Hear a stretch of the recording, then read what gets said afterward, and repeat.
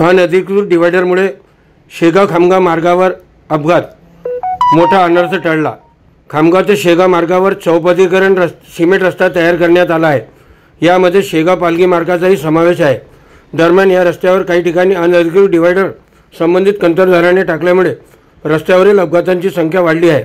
अशीच एक घटना आज बुधवारी सुमारे 1:30 वाजताच्या सुमारास घडली। अनधिकृत डिवायडरमधून किया कंपनीची एक कार निघाली। दरम्यान शेगाव मार्गावर खामगावकडे तूर शेतमाल घेऊन येत असलेल्या टाटाने त्या कारला वाचविण्याचा प्रयत्न केला असता ती रस्त्याच्या कडेला जाऊन पलटी झाली व उभ्या कारवर जाऊन आदळली। त्यामुळे दोन्ही वाहनांचे मोठे नुकसान झाले, तर भाटे नामक चालक जखमी झाला आहे।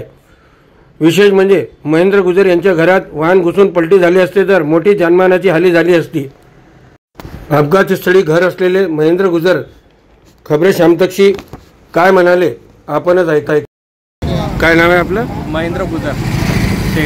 हा जो अपघात घडलाय कशामुळे घडलेला आहे? या इलिगल डिवायडर इथं ठेवलेला आहे खुल्लं, ते बंद करण्यात यावं। याच्या अगोदर पण 3-4 ॲक्सिडेंट झालेले आहेत। मारुती व्हॅन झालेला आहे, एकदा 2 व्हीलरचा ॲक्सिडेंट झालेला आहे, 2 ते 3 जणांचे ॲक्सिडेंट ऑलरेडी झालेले आहेत। आता आम्ही मरता वाचलो इथं। समजा हे जर आमच्या घरात केलं तर आम्ही राहिले नसतो। कुठलं घर आहे आपलं? हे राधेश्याम गुजर, शेगाव रोड, ST डेपो जवळ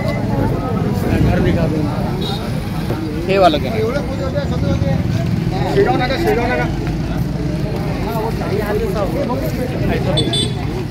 तरी पण हे डिवायडर लवकर, आता आपली मागणी काय आहे? हे डिवायडर लवकरात लवकर बंद करण्यात यावे, नाहीतर मग आम्हाला याच्यावर काहीतरी उपाय करावा लागेल।